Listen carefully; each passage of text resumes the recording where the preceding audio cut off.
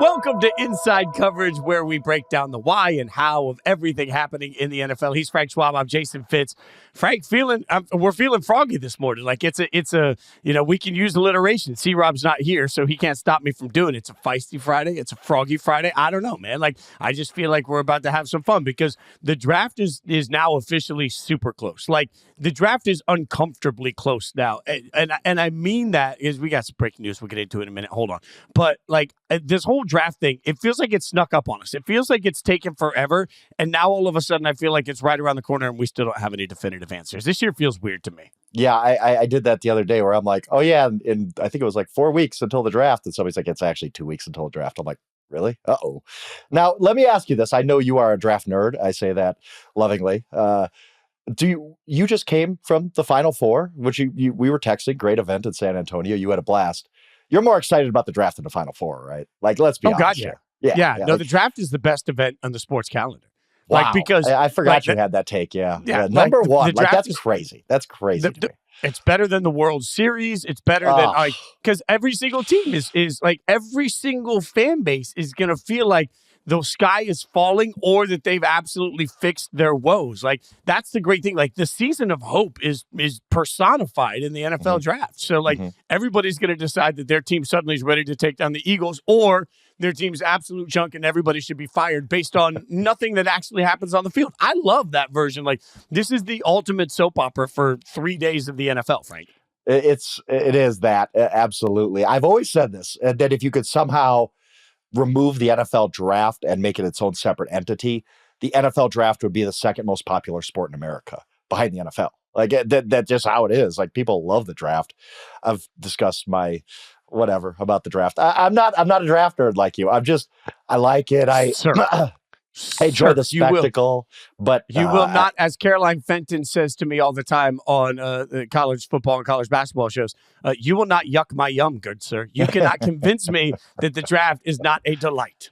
I will have a second screen on with some NBA playoff game that night. I can guarantee you that, but maybe not the first night because it's very, very busy from a workflow standpoint, but I get into it. I do. It's because there's so many moving parts and we always make drama where there's not. Let's be honest with you. Like everything becomes drama, even in quote unquote boring drafts. We're like, oh my God, I can't believe the Panthers took a safety with the 6th overall pick. Yeah, whatever it is.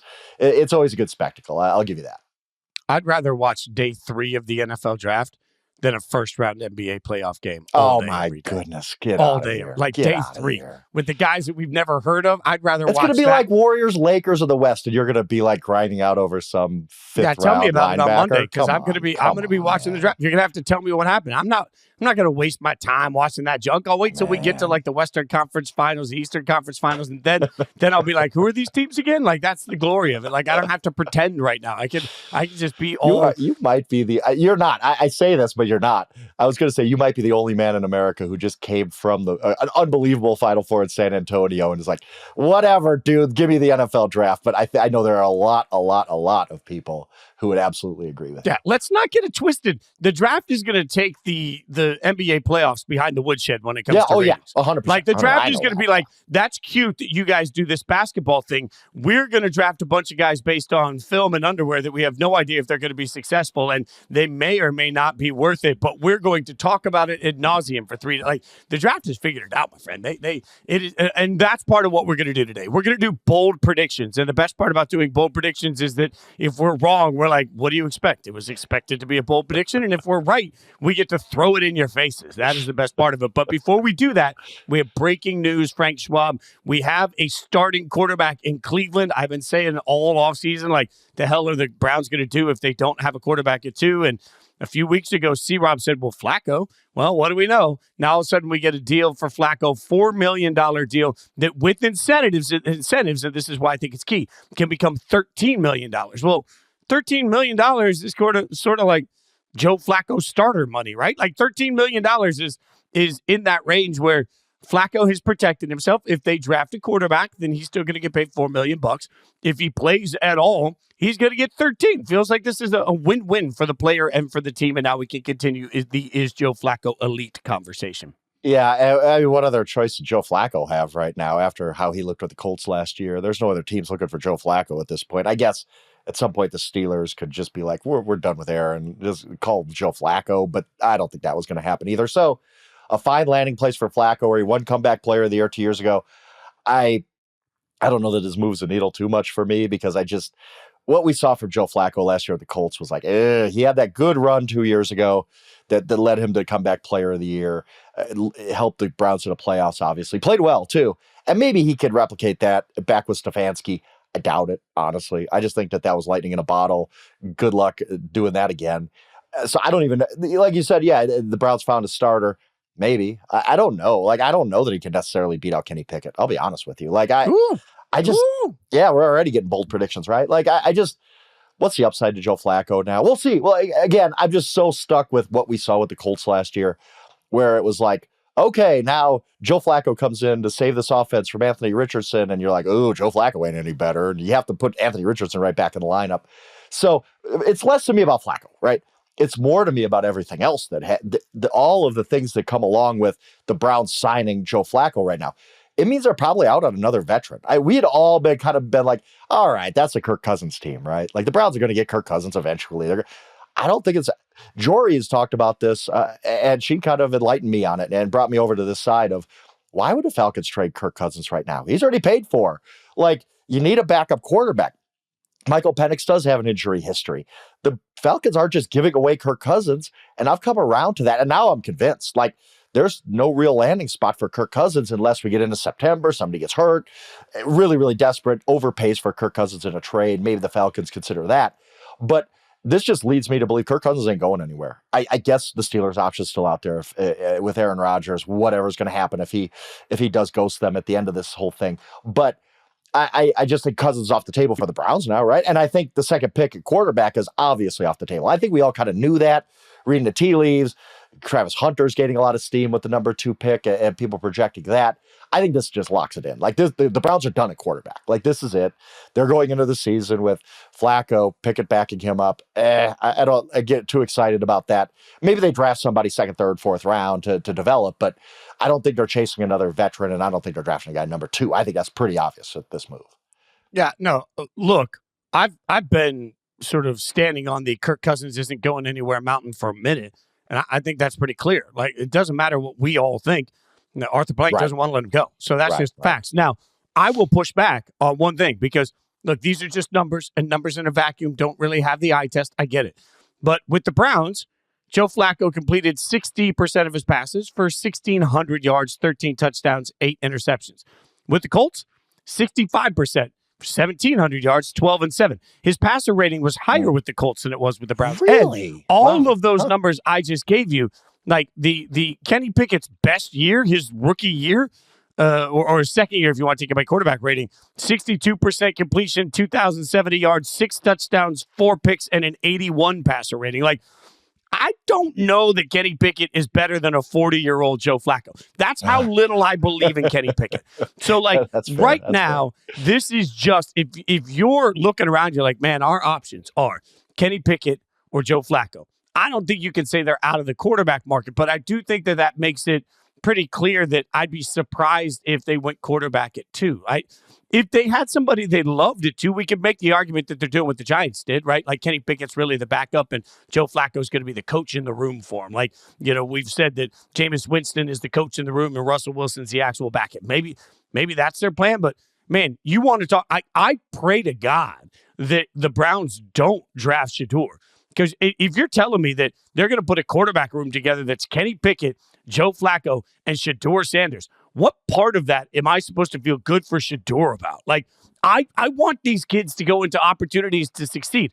Flacco has never in his career really turned around and been like, I want to be a tremendous mentor. Like, that is not who he is, right? And there's nobody in that room that's going to push Shedeur. So I hate that for Shedeur. Like, I hope this takes the Browns out of the quarterback market in the first round. Maybe in the second round, they take a flyer on somebody they want to develop slow and low. But, man, if your options are Kenny Pickett or a 40-year-old Joe Flacco at this point, you are screwed. In the division they're in the conference they're in, like, congratulations, Browns fans. You just found out what the ceiling is. And the ceiling is Joe Flacco or Kenny Pickett, which means the ceiling is it's a ceiling of suck. And I'm sure every Browns fan is going to, the optimistic ones are going to be like, we went 11-6 with Joe Flacco 2 years ago. Why can't we do it again? Good luck. That's all I'll say about that. But Man, you're 2 right about years is a long time when you're old, too. Like, look, I'm old. yeah. There's right? a 2 big years difference is a between 30 long and time. 38 and 40. Yeah. Flacco, I mean, 40-year, the history, I'll repeat this a million times. The history of 40-year-old quarterbacks is absolutely positively terrible. There's basically been one guy to play well into his 40s. There's been a couple decent seasons at age 40, Favre, Warren, Moon. But once you get to this point, it's a wasteland, except for Tom Brady, who's just a freak who could probably roll out of bed tomorrow and throw 35 touchdowns for the Buccaneers if he wanted to, right? But other than Tom Brady, everybody else falls off a cliff. I assume Joe Flacco is going to fall off a cliff. I do the Browns want to draft Quinn Ewers in the third round or whatever they're going to do. Like I'm fine with that, but I don't know that bears a lot of fruit many times. But yeah, I just think if you just feel like, oh, okay, we got Flacco. What did we do 2 years ago? But realistically, you're sitting there saying, this is it. Like, how are we going to compete with Lamar and Burrow? And it's tough. It's tough when you don't have a quarterback. And this is the fallout from Deshaun Watson. It really is. Like, this is just, you screwed up that move at quarterback so badly that it sets your franchise back to the point where your top two options at quarterback are Kenny Pickett and a 40-year-old Joe Flacco. Yeah, and by the way, Browns fans that are about to at me and be like, oh, up yours, you don't believe in our quarterbacks, we're going to be just fine. That's the same group of fans that added me when I said I didn't like the Deshaun Watson acquisition and told me that I was a dumbass then. So, like, maybe. Did you not like that at the time? No. You didn't like it? I didn't like it at the time. I didn't like anything I liked about it. I can't lie to you. I can't sit here and tell you like a fairy tale that I was like, oh, no, Deshaun Watson with Houston was awesome. Like that's why I've kept the light. That's why I was so wrong about the Browns last year. I'll own it. Like I was high on the Browns last year until I saw Deshaun Watson in preseason, all the nonsense that was going on with him. He wasn't really playing and he didn't look good in camp. And I'm like, okay, I got to back off of this. But you remember for the summer, I was like, the Browns are loaded. They can't do this because Deshaun Watson's going to bounce back. I was even keeping the light on for him until last year. I didn't hate the move at the time. I can't lie. It was a lot. It was a lot in money. It was a lot in picks, but I just kept, because Deshaun Watson was so great at Clemson, so great with the Texans, and there was just no historical comp for him falling off the planet like he did. Like there really is. Yeah, if you look, and look, man, I'm not going to say like that I'm not going to say that I sat here and predicted that he would just never reach the pinnacle. My whole thing was from the outset of the acquisition, what level of greatness would they have to attain to make it worth it? That's always my what's your cost acquisition theory? So like I kept looking around and thinking, okay, what do the Browns actually have to win to make the egg on their face for this transaction and the risk of a fully guaranteed contract worth it? I can't find a way to make that path. And Browns fans continually just told me I was a moron that knew nothing. And so I'm just, like this is one of those moments, Browns fans, where just like, sit on your hands for a minute. If you're right, if your organization turns out to be right about Flacco, or if they take Shador or whatever they do, like wait until you see it and then celebrate it. Like start to approach your offseason the way that you've learned to approach your regular season games. Because Browns fans know you don't talk trash until it's zeros on the clock. Like as a Raiders fan, I don't talk trash with a minute left up by 3 touchdowns because you never know, right? Like so just approach your offseason the same way. Just stop talking until you actually have something to talk about. That's just, my fiery message. All right, you ready for some bold predictions? Are you ready to when am like I get not really ready weird for Frank? some bold predictions? That's fair. You can ask me that. You can call me up at 3 a.m. In mid-May and be like, you want to do some bold predictions? I'd be like, all right, I'll get up. Come on, let's go. Well, I teased it too soon. We'll take a quick break. Then we'll get you your bold predictions. I promise. Bold predictions for the NFL draft. You will not want to miss coming up next. Let's get weird, buddy. I can't, usually when I say that to you, we're in a casino somewhere and it's a shot and a drink and we're headed over to the craps table. However, let's get weird today means let's get weird with some bold predictions. I think shot and a drink and craps are more fun, but, we've got plenty of time for that. All right, let's stick with quarterbacks for a second. All right, here's the question. How many quarterbacks will go in round 1? Your bold prediction, good sir. It's the first part of this is not bold. The second part might be. I think 2 quarterbacks go in the first round, but Shador Sanders doesn't. I think that. Look, we've talked about this. Like obviously Cam's going number 1. We all know that. I'm not getting too bold over here, right? Cam's going number 1. I think that. Look, Shador Sanders isn't going to be every team's flavor. What have we heard over and over and over, especially Jory Charles talking about this, that the grades just are wildly fluctuating on Shedeur Sanders, fourth round kind of grades on him. If the teams that need a quarterback, the Saints, the Steelers, whoever, don't love Shedeur Sanders and they're not going to play their hand right now, maybe they love Jackson Dart a little bit more. And I think we could get to a point. You do this. Look, I've been all about Shedeur to the Saints, and now the betting odds have reflected that. Unfortunately, I didn't get a lot of value out of that, Fitz, but whatever. But I also realize that what if the Saints are just like, we don't love Shedeur Sanders for reasons X, Y, and Z. He's maxed out physically. Maybe they don't like his attitude. Like that might be a real thing and not just a dumb, like we're letting anonymous scouts rip a 21-year-old guy. Maybe they just don't like his vibe, but they do like Jackson Dart and they need a quarterback. I could see it. I could see it. And maybe because if Shedeur Sanders slips past the Saints, all of a sudden you start doing this game of, well, who's going to draft him? Like you start going team by team by team. Yes, the Steelers, maybe, but what if the Steelers don't like him? We don't know. Like there's probably, if we say half the NFL teams like Shedeur Sanders well enough, half of them are like, fourth round grade. Okay, what if the Steelers are in that group that doesn't like him and you start going team by team? And it's just hard to find a landing spot for Shedeur Sanders if he slips by the Saints and the Steelers. If one of those teams just is higher on Jackson Dart, well, all right, all of a sudden we're sitting here and Shedeur Sanders is the top remaining player left. Will we all write those stories on Thursday night?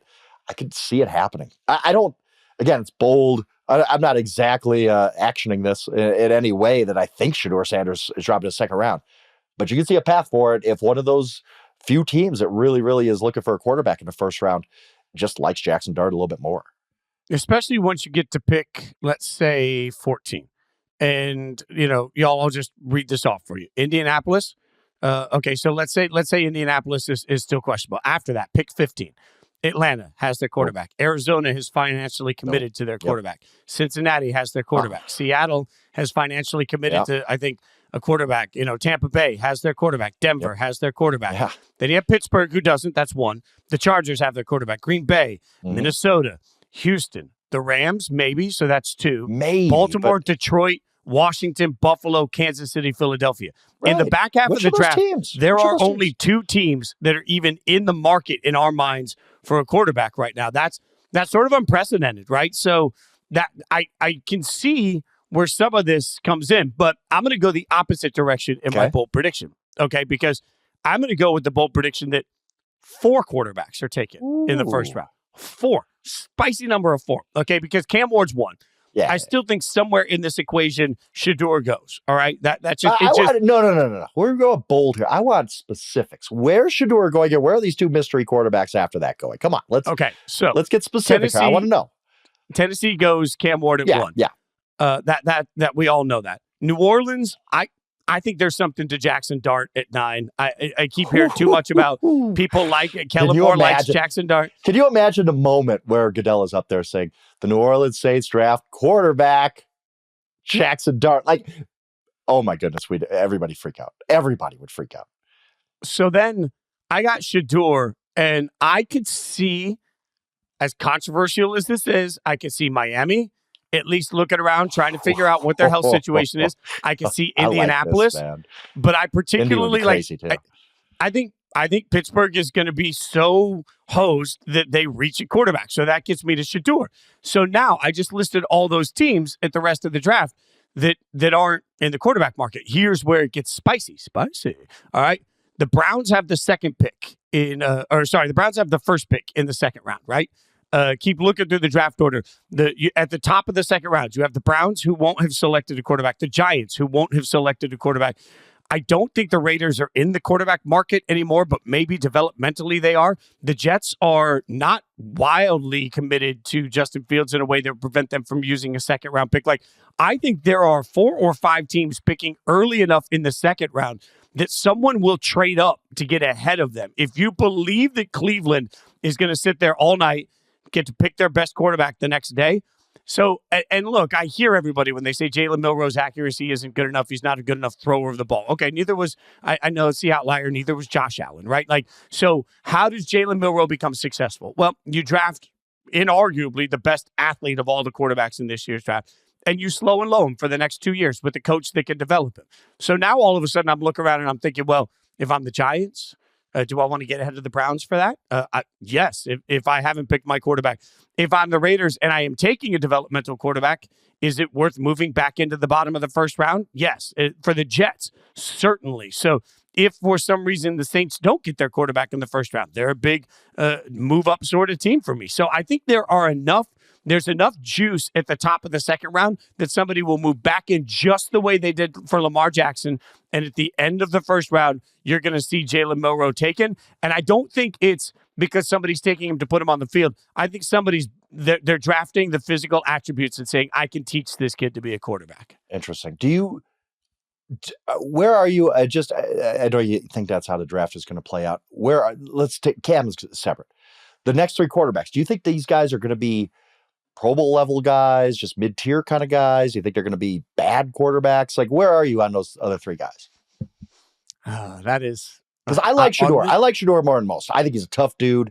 I think he's accurate. I think he's lifted two separate programs in Jackson State and Colorado. I like Shedeur. I think he's going to be a good player. I really do. Like, I maybe I'm just biased because I live here in Colorado and I've been exposed to him a lot. But I like Shedeur. I don't know about the other two guys, to be honest. I think Milroe's got a long way to go. Physically, yes, he is very gifted. So a team with that plan of 2 years, low and slow, yeah, that might work. I'm not really in on Dart or Milroe, though. Are you? I'm in on Dart. I think there's a lot still left to teach Dart. I think, the concepts that Lane Kiffin run make quarterback life pretty easy, which is something we've seen out of Tennessee prospects drafted at the quarterback position also, right? Like certain college offenses just let you sling it, right? And then you've got to teach them to do more than that. So I think it's going to take a little bit of work. That's why I actually don't mind a fit with somebody like Kellen Moore that can teach the nuance of the quarterback position, specifically while Derek Carr is out here, winning you just enough games to stay somewhat relevant. So I think I like some of these guys, but look, if I break quarterbacks, I like to break quarterbacks down into thirds. So we always say, well, this guy's a top 10 quarterback. I think that's a phrase, not an actuality. So we're not sitting here saying, okay, I've thought in my mind of the top 10 quarterbacks and I've listed them out and this guy's on that list. We're just saying this guy feels like he's sort of top 10 in the league.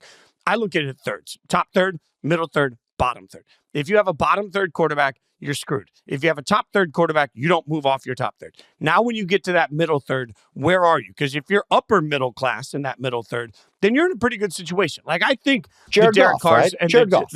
Yes.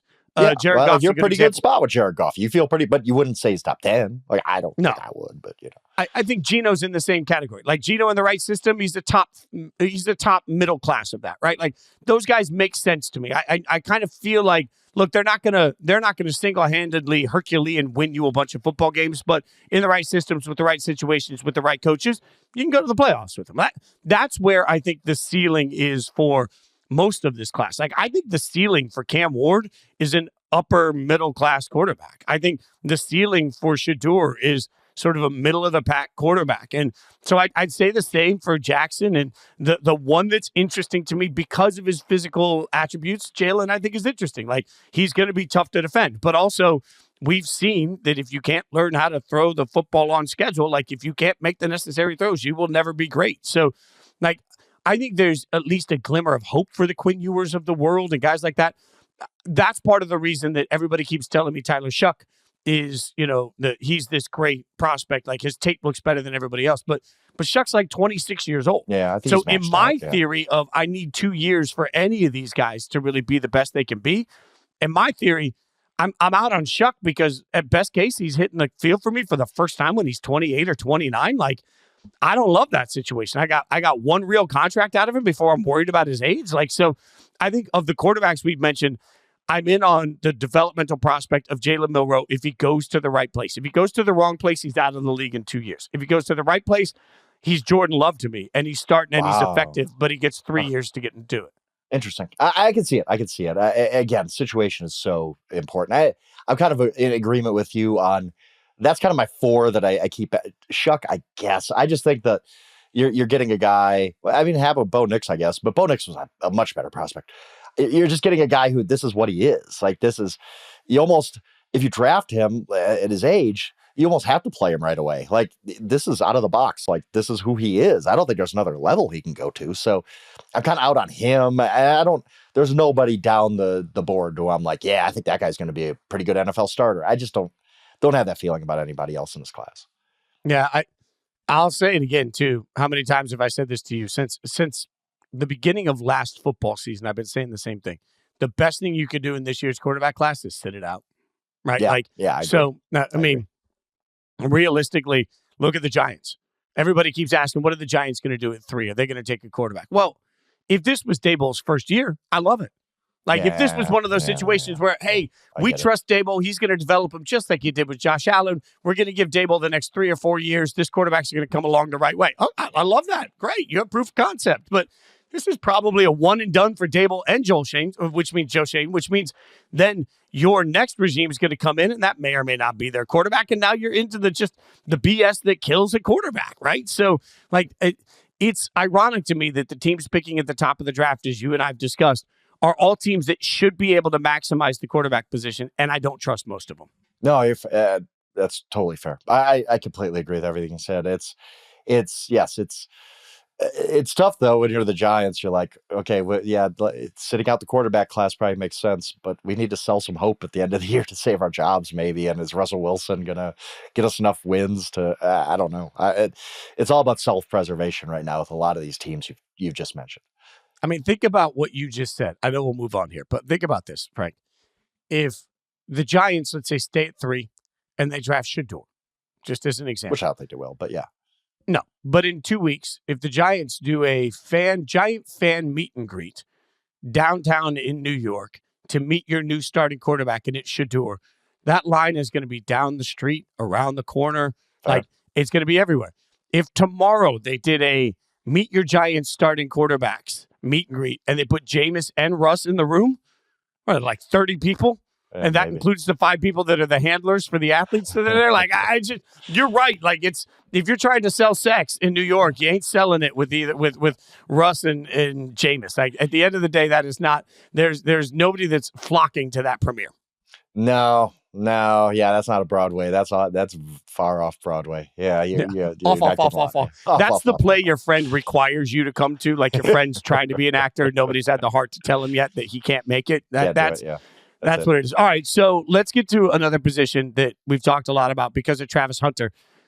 Okay, the first receiver off the board after Travis. Let's start here. You and I both agree Travis Hunter will be gone in the first 3 picks, correct? Second pick. Yeah, that's what I'm pretty. Okay. I'm convinced the Browns are going to take Hunter by this point. Yeah. Okay, so let me ask you this: how concerned are you, scale of 1 to 10, on the fact that Abdul Carter has whatever this foot issue has, and foot issues with pass rushers can be a big deal? I'm low on the scale. I'm not too worried about it. I think 3. Like, yeah, you're right. Foot injuries could linger, but I don't. Maybe it's just because of the glowing reports coming out, which of course are all agent driven and whatever. Like, he's not going to be like, oh God, this is a big problem. But I'm maybe buying into that. I'm not very worried about it. Are you?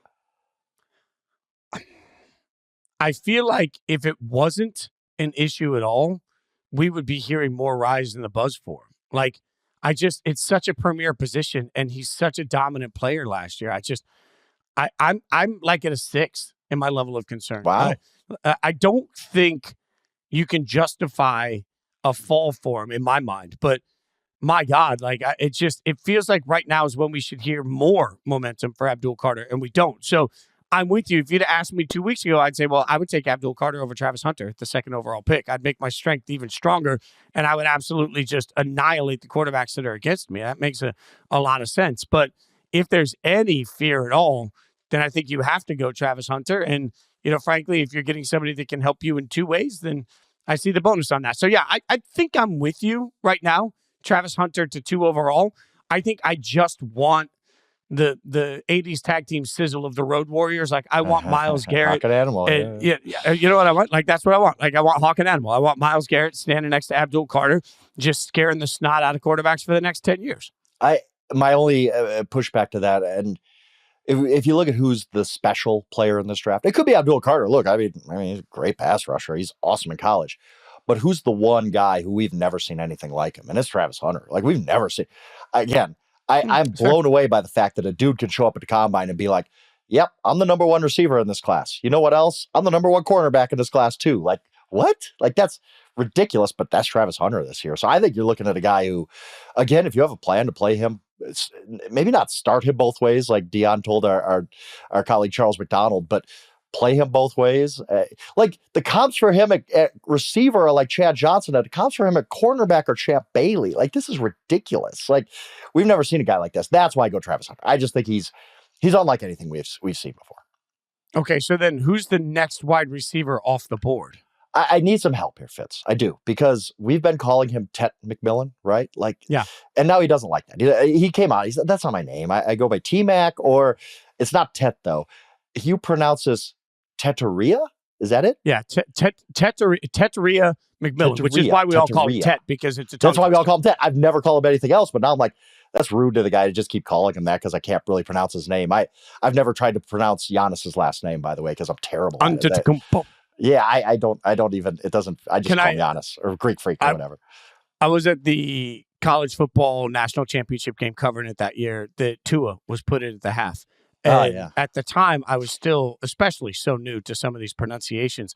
My phone blew up at halftime from all of the bosses in college football, and none of them were being like, because I was actually covering Kendrick Lamar did a halftime show. So I had to leave the game, go to the halftime show to cover that, and then come back to the game. And all of the things that I were getting were voice memos from people that were like, Tungavaloa, learn how to say Tungavaloa. Because we knew in the postgame we were going to have to talk a lot about Tua Tungavaloa. So I feel it. Like I learned that. And so, yeah, it's the same with, McMillan. We'll just go with T-Mac for a minute. T-Mac, that's fine. T-Mac to me is Tracy McGrady, but that's fine, whatever. We had a different LT after a while, so whatever. But as polite as I've been to T-Mac here, I'm going to be impolite to him and say, I don't think he's the first receiver off the board, non-Travis Hunter edition, right? Because I just think that the difference in his 40 time and Matthew Golden's 40 time is going to change just the speed, not necessarily just the 40, but just the speed element. I don't think T-Mac has that necessarily. And I think teams are going to get a little googly-eyed over Matthew Golden's upside, his speed, his game-breaking ability. I think Matthew Golden goes ahead of T-Mac. I think most people have had a consensus of T-Mac being the number one receiver off the board after Travis Hunter. I don't think it's going to happen. I think it's going to be Matthew Golden. I think that he's going to be one of those guys who we're sitting there in the top 10 and going, whoa, Matthew Golden went that high? Ooh, wow, that's spicy. I think Matthew Golden's the first receiver off the board after T-Mac. I think organizations are going to tell on themselves if they draft McMillan. And by that, I mean, he said pretty loudly in an interview he was doing that he doesn't necessarily love football, doesn't love watching it, doesn't watch a lot of film. Yeah, that was weird. That's. I mean, I've seen former players say, hey, this isn't a big deal. Like you watch film with your teammates at the facility, blah, blah, blah, blah, blah. But what is the cliche we hear all the time, especially from new regimes? We're looking for guys that love the game. They love football. They live, eat, and breathe it. I don't know how you can go on a public interview while you're eating your cereal and sit there and say, yeah, I don't really like watching football. And when the interviewer says, does that make it tough to watch film? And your answer is, yeah, I don't really watch a lot of film.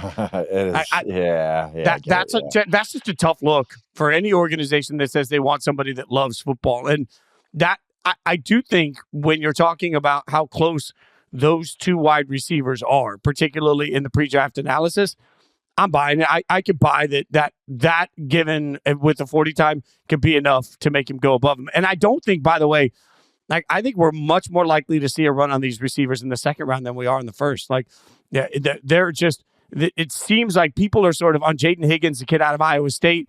People are not in love. Emeka Ibuka, who we all watched dominate at Ohio State, and I really thought Ibuka would, in the scouting process, would rise, and instead. It just feels like, I don't know if we're used to what he does or if it just doesn't flash the same way for scouts. Here's what I think, and I was going to mention this. I think maybe that's everybody being quiet about him because nobody wants to let the cat out of the bag. I think that maybe the smokescreen is saying nothing about Ibuka. I just think that he's one of those guys who comes off anyway publicly as a grinder, as a guy who loves football, as a guy who is just going to be immensely reliable for you. And I think that if there's a team that's turned off by T-Mac's, I don't really like football, I don't know how much that affected anybody, but if that's come across in his pre-draft interviews and stuff, I could see there being teams that are like, let's just go with Ibuka. He's a grinder. What you're getting out of him. He's been incredible. He comes from a receiver football factory in Ohio State. I wonder if the opposite is true and all the kind of quietness about him is just that teams don't want to say anything because they all want to keep the secret to themselves. That's fair. I mean, he always flashes a big target, runs really Yeah. good routes. Like Good, solid. As solid as it comes, right? Like, you know he's what you're getting. 100%. Like he's as much a safety net for a quarterback as he is an explosive player. So like I'm just surprised he hasn't sort of catapulted up. Maybe you're right. Maybe and this feels like one of those moments I could see him going ahead of T-Mac. I could. Like, I it's like it's a little bold, I guess, but yeah, I could see T-Mac falling just a little bit because not just I don't know what to even make of the interview, like we've all seen, but just kind of I don't love contested catch guys in the NFL. I think you need to get some separation. It's hard to win that way. Yeah, there's some Des Bryants out there who make their entire living off being contested catch guys, but it ain't easy. Like, I like a guy who could be Malik Neighbors. He's a freak, but they get open whenever you want. I don't know that T-Mac is that guy necessarily. Yeah, this year's wide receiver class isn't that same. But look, I could totally see a team late in the first round, like for Emeka particularly, a team that takes a lot of stabs at the position, like the Ravens, like the Rams. I could see somebody. Ravens are a fun fit. Yeah, that's a really fun fit. Yeah, it just makes too much sense for me. Speaking of fun fits, and we're not talking about me. Ashton Jeanty lands where, good sir? All right, everybody's got him to your Raiders, right? You'd be excited about that, I think. Yeah. Everybody is like, well, the backup plan is the Bears, because why would the Bears pass on him? I think the Raiders, I look at it this way. The Raiders are so far away, they're not a running back away, and I don't know that they have the offensive line necessarily to even help Ashton Jeanty, right? Like this, I don't know. I don't love that fit. And then I wonder about the Bears just being like, we can get a running back in the second round. There's so many running backs. So what happens after that? Ashton Jeanty to the Dallas Cowboys at number 12. And immediately, Jerry Jones sells like 70 billion jerseys on draft night, right? Like, this would be the fit of the entire draft where we would all be like, wow, this is fun. Let's go. I've talked before. I talked to Matt Harmon on the fantasy show. I had a great time with him and talked about the Cowboys and said, I think we're kind of sleeping on the Cowboys rebound possibilities here, but they need playmakers. They need somebody other than CeeDee Lamb to give some juice to their offense. Well, you put Jeanty in that offense with CeeDee Lamb at receiver. All of a sudden, this was an offense that supported Rico Dowdle getting 1,000 yards. What can Jeanty do? I love it. I'm almost wish casting this, that I want Jeanty to the Cowboys just because I think it would be fun. It would be awesome. I'm sorry your Raiders would pass. I think the Bears fans would be really, really mad that they would pass on Jeanty. But I think the depth of this running back class might get some teams saying, we can wait. We can get a guy in the second round. There's a lot of guys in the second round we can take a stab on. We don't need to take one number 6, number 10. But I think the Cowboys would be like, heck yeah, we're getting our war daddy at running back, as Jerry Jones would say. I like Jeanty to the Cowboys so much. And we would just write about this every day too. Like, if we talk about the Cowboys way too much as an NFL media community, oh my goodness, if Jeanty goes there, whew, oh man, that would be fun. I think you'd have to keep an eye on, honestly, to get Jeanty, I think the Cowboys would have to move up. And I'm not saying that they wouldn't move up. Like, I think you'd have to keep an eye on getting ahead of the Bears to do that. The Raiders part of this becomes interesting because Ashton Jeanty is a perfect fit for an offense that's going to want to run the football. I don't deny that at all. What I do think is particularly look at where they want to make their strength stronger. So if for some reason Abdul Carter does fall to 6th, I don't think that'll ever happen. That would be really enticing for the Raiders to pair with Max Crosby. If Mason Graham, the defensive they would tackle, pick that at 6. Yeah, 100%. Mason Graham, the tackle out of Michigan, I think is sort of the same thing. Like, you're making your defensive line better in a division where you take on Mahomes. Now the Raiders also have a glaring need at corner. It feels like that's too early for Will Johnson. So widely regarded as the top corner. So Ashton Jeanty makes a ton of sense. Like, I'm not going to lie. Like, Ashton Jeanty to the Raiders is being speculated because it makes sense. Ashton Jeanty to the Bears is being speculated because, my God, it makes sense. Make Caleb Williams' life easier and give Ben Johnson a toy like he's had in Detroit to play with. So I think, and I'm with you, I actually love the fit of Ashton Jeanty to the Cowboys. Amarian Hampton is somebody I think also is still very good, is still great. But Ashton is special. So if the Cowboys can go up and get Ashton Jeanty, I actually kind of like that. Like, move ahead of the go Bears. Be aggressive. Maybe? They probably have to move ahead of the Bears. I mean, if this is bold, I think at the end of the day, I don't think the Bears would really pass just because of Ben Johnson's history, like you said. But yeah, the Cowboys are like, this is the best dude in the draft other than the top 2, regardless of position. let's go up to number 9. Why not? The Saints will drop down with us. Why not? Whoever, yeah. Well, the Anybody Saints. I think the Saints like that. I think the Saints are in the quarterback market, so they're going to have to go up to 6, 7, or 8 to get him. I think. Yeah. So, and look, that's also where again, go back and watch what Pete Carroll did with Seattle. Pete Carroll and Seattle love to trade down, and they weren't afraid to take running backs in the first round. If the Cowboys really love Ashton Jeanty, this is one of those Jerry Jones, Mark Davis have a good relationship. There's a phone call, and the Cowboys move up to 6 to take him. The Raiders move down to 12, pick up additional assets to do it. Like, actually kind of makes sense for everybody involved. I think Ashton Jeanty would have a more meaningful, immediate impact to his career by being in Dallas than he would by being in Vegas, for sure. I mean, to your point, they're not ready to take advantage of what a great running back can give them. I just don't think the Raiders are running back away. I look at that, and I think you'd agree with me. I think the Cowboys can look at it like, hey, we won 12 games 3 years in a row. Yeah, we had a down year, but we were even still competitive in this terrible, terrible year. What if we add our, I'm sure Jerry's Jerry. He remembers Emmitt Smith. He remembers the first few years of Ezekiel Elliott. When he's had a great running back, that's been mostly their best teams. I don't think he's forgotten that.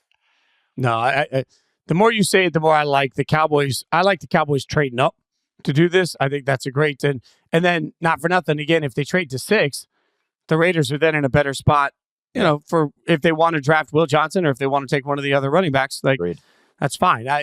It'll be really. I think that's where things get really interesting because the Raiders, the Bears, and the Cowboys are all prime spots that could go Ashton Jeanty. So how much are teams willing to give up to get there? Okay, we've done all this conversation. We haven't even talked about the first pick in the draft, but we've got some bold takes on that. We'll do that after a quick break. Welcome back, Frank. I don't remember the last time a first overall pick was just forgotten. Like we spent so much time talking about the second pick. Like for anyone that doesn't know, the Tennessee Titans have the first overall pick, and they're going to select a quarterback, Cam Ward. Like I just feel like we don't even talk about this. So let's get a little bold takery on Cam and the Titans. What you got? The more I've gone about this draft process, the more I've listened to people I really trust and respect, I'm kind of in on Cam Ward being really, really good. Like not maybe to the Stroud, Jaden Daniels level, but not as far off as everybody thinks. What I think has hurt Cam Ward is a couple things.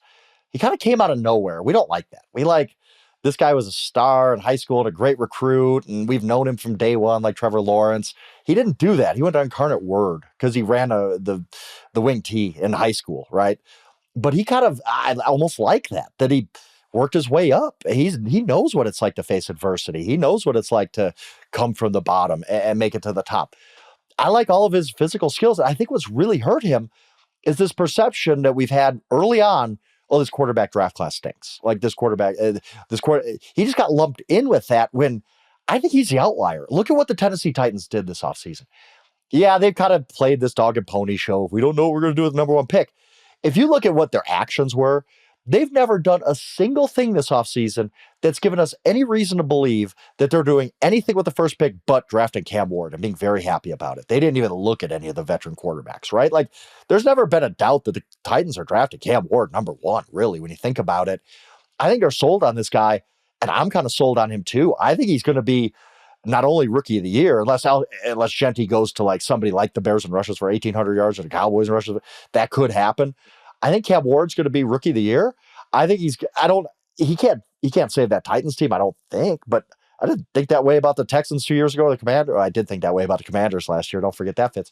But I just think that Cam Ward's going to be far better than we think. We're like, hey, Cam Ward, okay, maybe. No, I think he's going to be one of those guys. You talked about first tier, second tier, third tier. I think he could be a first tier guy. I think we're just forgetting about him because honestly, sorry, Titans fans, the Titans are one of these kind of forgotten about franchises a lot. So we're not going to talk about the Titans a lot because they don't drive a lot of attention. We've gotten involved with this whole, this quarterback draft class stinks. So Cam Ward must stink too. I just think he's the outlier. I think Cam Ward's going to be really, really good, much better than we expect, much better out of the gate than we expect. I like Cam Ward. I think he's a first-tier quarterback. I think he will be that at sooner rather than later in the NFL. You've lost your mind. Now, look, I want Cam to be good, but my hot take, my bold prediction is actually the exact opposite. Like, I think the Titans are going to ruin the kid. I mean, look at who he's That throwing is a worry. It's a worry. I can't. I mean, for me, like the most oh my god can't miss prospect we've seen in a long time in the draft was Trevor Lawrence. And I said when he was drafted that the Jags would ruin Trevor Lawrence or would fail Trevor Lawrence before Trevor Lawrence failed the Jags, and that's exactly what they did. Like, what proof do we have that Brian Callahan is at all capable of putting together a competent team as a head coach? The answer is none. And in fact, go all the way to the top of the Titans organization from an ownership standpoint. You know, they had Vrabel, then they bring in a GM that, you know, there was at one point, John Robinson trades everybody away. He gets fired. They keep Vrabel. They bring in another GM and Rand Carthon.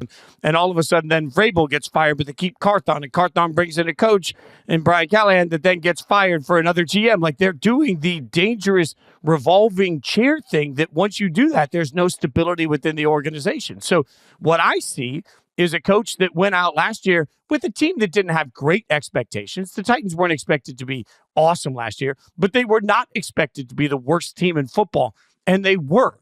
And they weren't the worst team in football because of catastrophic injuries. They were the worst team in football because they were the worst. Like, their talent, their coaching, their in-game situation, Will Levis, all of this played into why the Titans lost a boatload of football games. And I'm looking around and saying, to me, this is pretty clear. They're going to draft Cam Ward.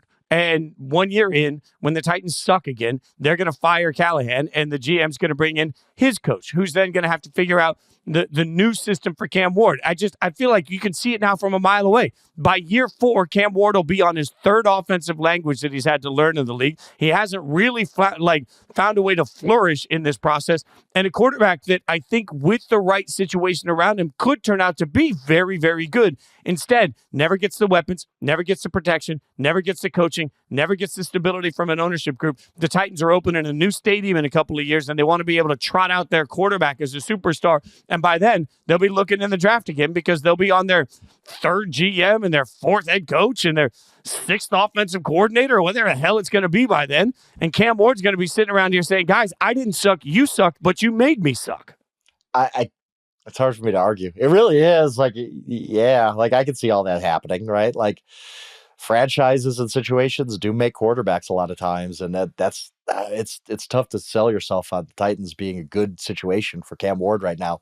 But I think he can overcome it. I really do. I really do trust his talent. I think there's something special about him, and we're gonna have this conversation. We're gonna have it throughout the year. We'll get together on Sunday nights during the season. I'm sure we'll bring this up often. And you might be right. Maybe the Titans do ruin him, but I think he's the kind of guy. Look, I thought the same about the Texans 2 years ago. I'm not saying necessarily Cam Ward is CJ Stroud, but sometimes these players are so good that they kind of drag the franchise through, out of the gutter and actually make them somewhat functional as an organization. I think Cam Ward can do that. Let me say loudly, and I hope if they clip off my Titans conversation, I hope this gets put in there somewhere. I love the city of Nashville. I have a lot of history there. I have nothing but love for what they can be. Like, I want Cam Ward to be wildly successful, and I want the Titans to be an AFC powerhouse because, frankly, it's a great party city. It's a great city. It's city outlet. Like, I want great things for Titans fans. I think I want more great things for Titans fans than Amy Adams Strunk does. That's all. Like, I there are certain teams that are going to be doomed as long as they have that owner and that ownership group. And I think the Titans are one of them. And it's just, unfortunately, they're going to ruin a lot of great players in the process because that's what bad franchises do. They ruin players. And I don't have any proof that that's not going to be where they land. Any hot take on the Giants? By the way, we glossed over the Giants, but third overall pick. Any you feeling some sort of a bold prediction there? I'm sure they're kind of like, boy, we don't really want to draft Abdul Carter just because of what their strengths are. Like, they have a million defensive linemen. The only thing the Giants have done well lately is build a defensive line, and here the obvious best player for them is a defensive lineman.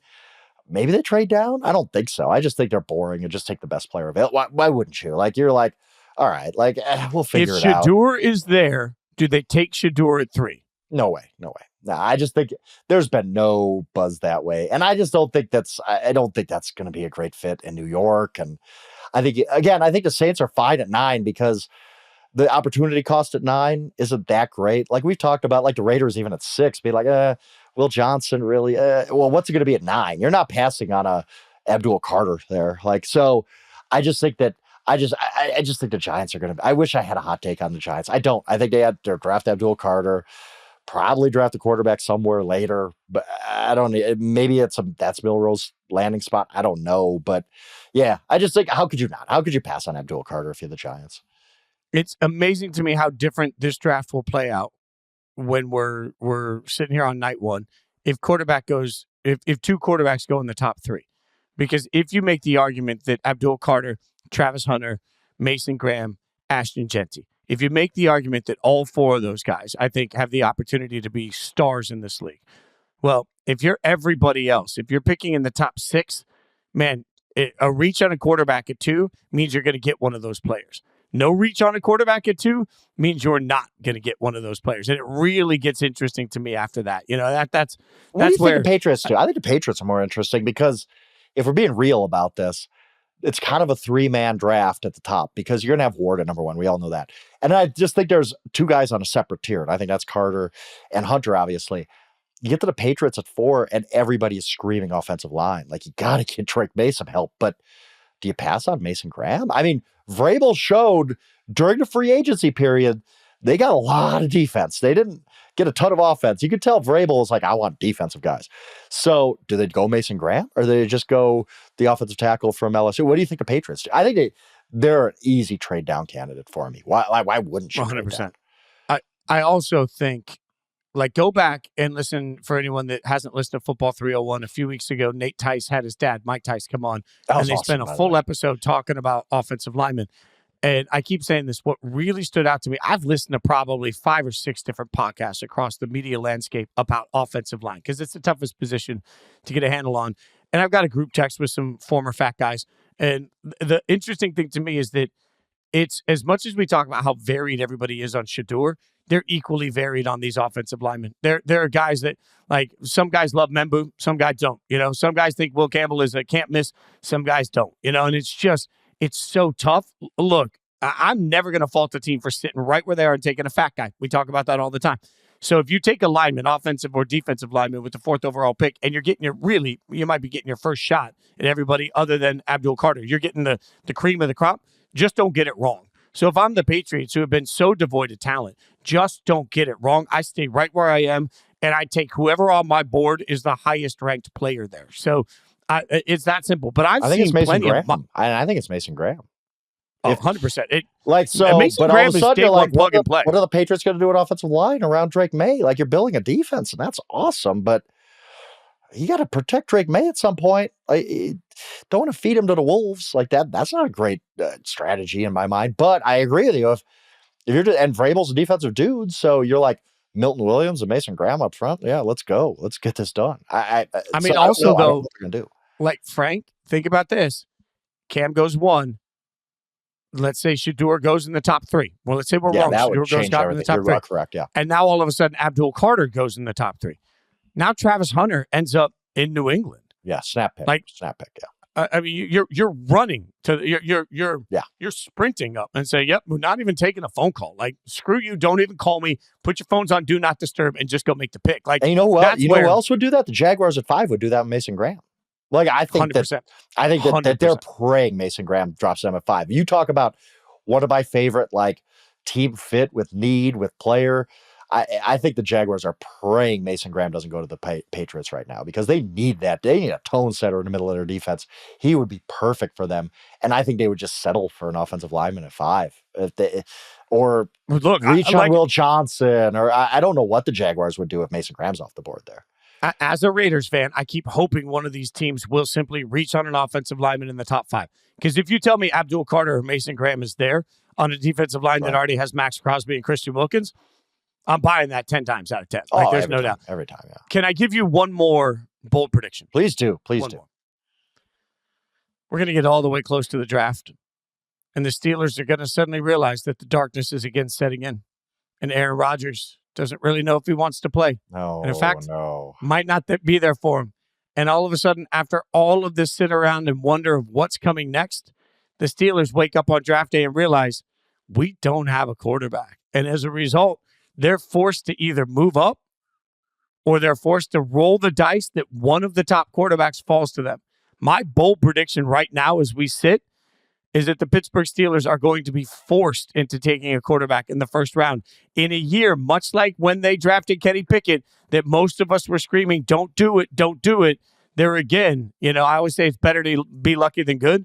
In this situation, they're the opposite. It's not just being bad, it's being unlucky. They're going to be stuck needing a quarterback, no one on the open market, nobody that can save them, and they have to draft a quarterback in this year's draft that they're uncomfortable with. So you think Rodgers just ghosts them before the draft and says, you know what, I don't want to play anymore?